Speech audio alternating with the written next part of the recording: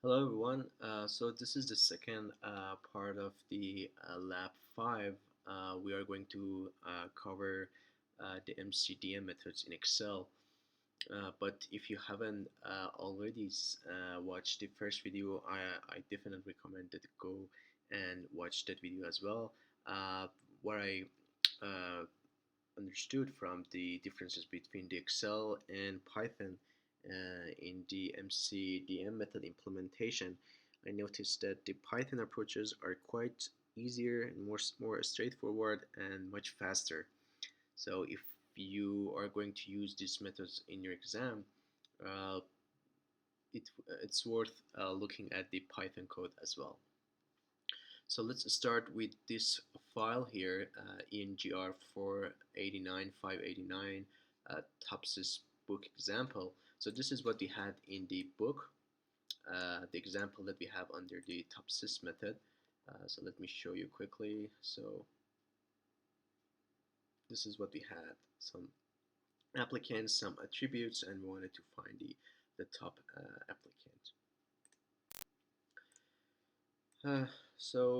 If you remember, we had a couple of steps for the TOPSIS. I just quickly go through them. The first one was to normalize the ratings.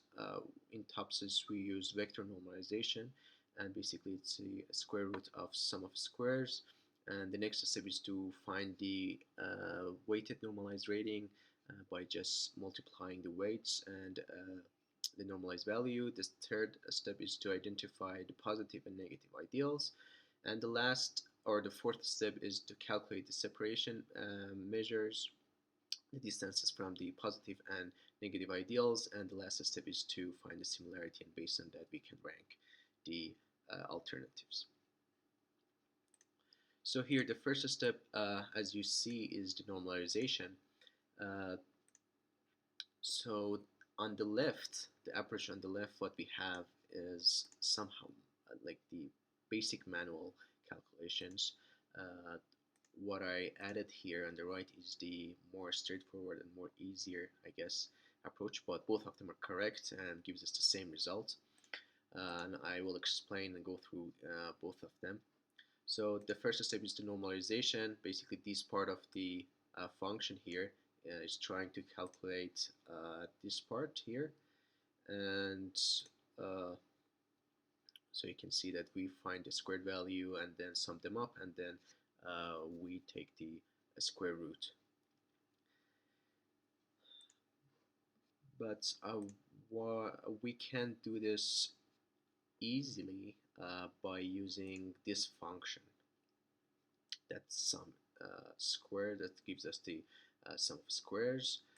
So what we do is basically we grab these values and then we fit it into the sum square, and what it does basically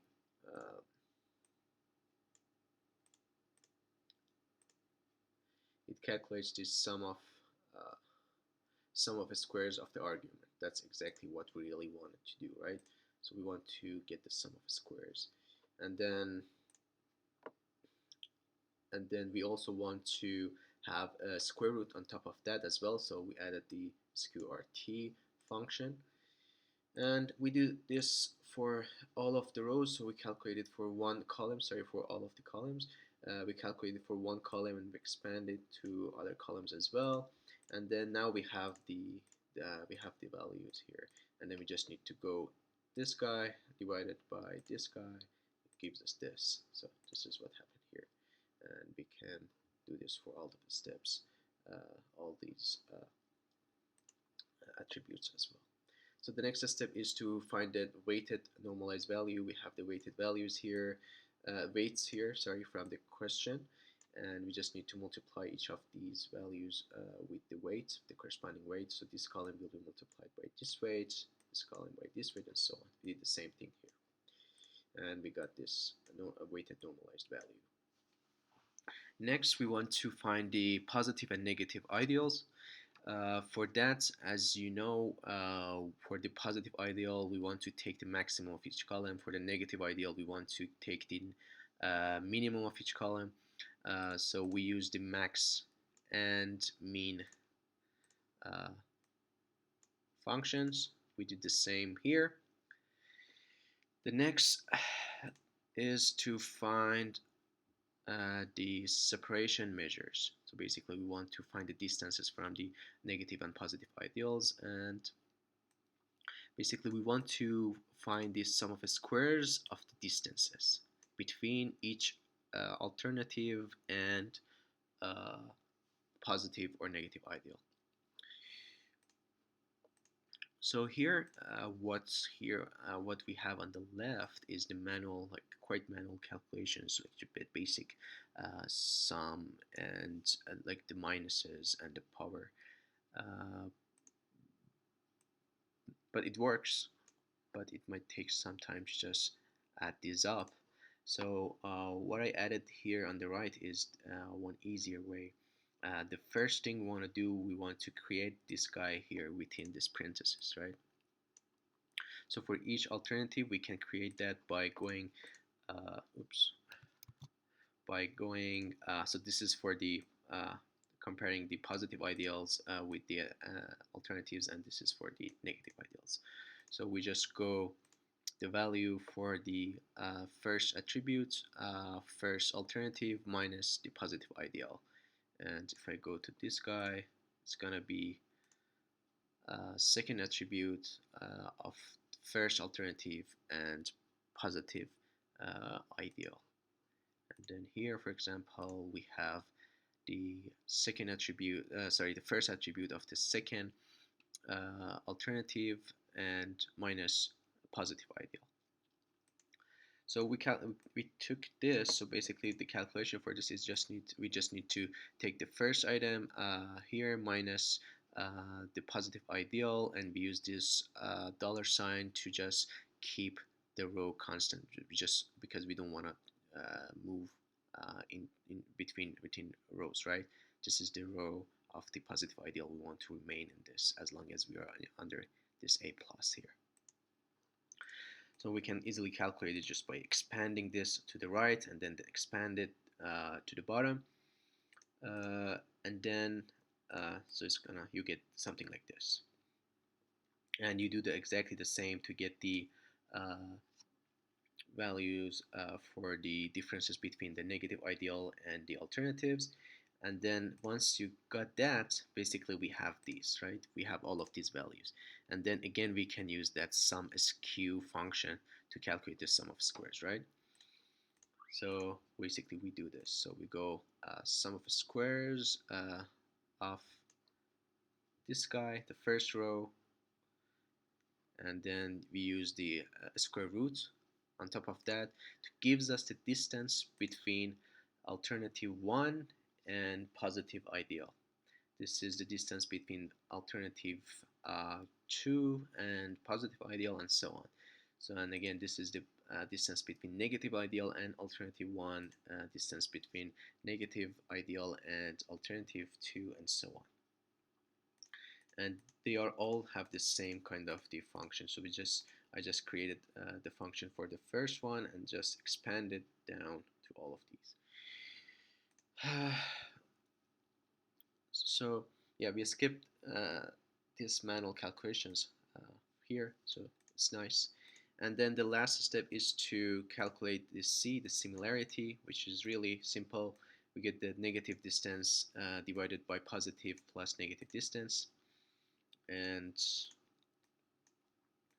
as you can see, the function here is quite straightforward. And then we get these values, and then based on this, we can rank the alternatives. So this is going to be the best option, rank 1, and this is going to be the worst option, rank 6.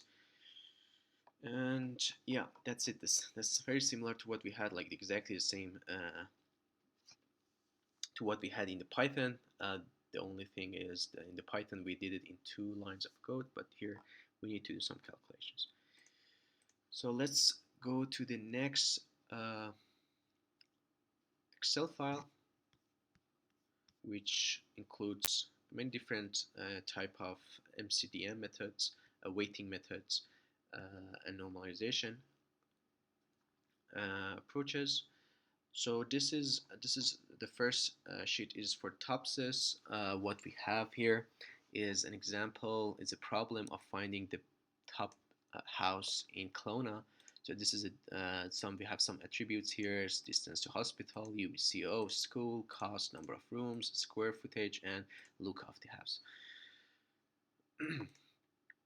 So the TOPSIS has been implemented here. I didn't really like this approach here. So it's very similar to the manual approach that we had here on the left.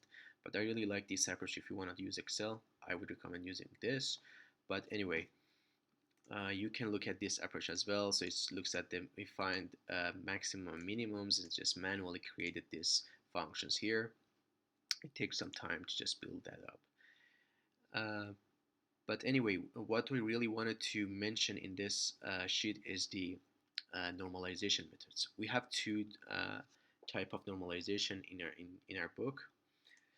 So let me show you. Okay, so we have linear normalization and vector normalization. For the linear normalization, we just divide each value by the maximum value of that attribute. So for each column of attributes, we find the maximum and divide all the values by the maximum. For the vector normalization, you already are familiar with this. We had this in the previous video as well.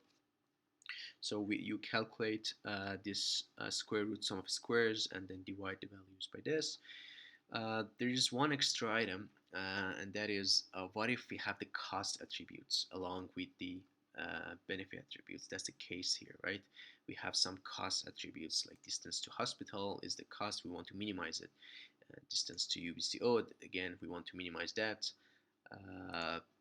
And cost is the cost attribute here, number of rooms, benefit.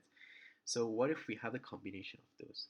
So for this case, the cost attributes for the case of the vector normalization, the cost attributes can be transformed to benefit attributes by taking the inverse rating.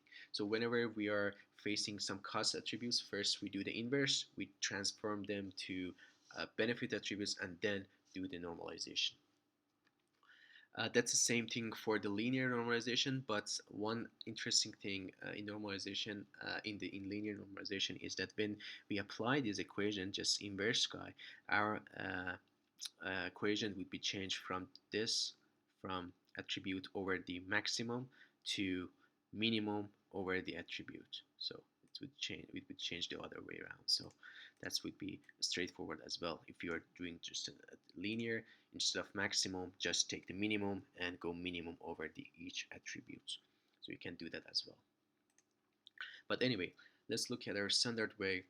So this is our data set. We have some cost attributes in red, some benefit attributes in green. So what we do is to go and take the inverse of the negative or cost attributes.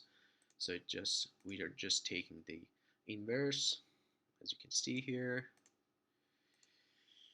and for the benefit attributes, we just keep them as they are. And this is and look of the house is just the rating, right? It's a ranking, so the one is the best one. We just want to minimize these numbers, right? We just want to get the minimum value here.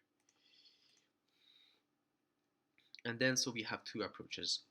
Once we do that inversing, we have vector normalization and linear normalization. So for the vector normalization, you already know that you calculate this sum of the squares and then that square root and then divide the values by those values. And for the linear, we find the maximum of each column and then do the same. We go the attribute divided by the maximum of each column.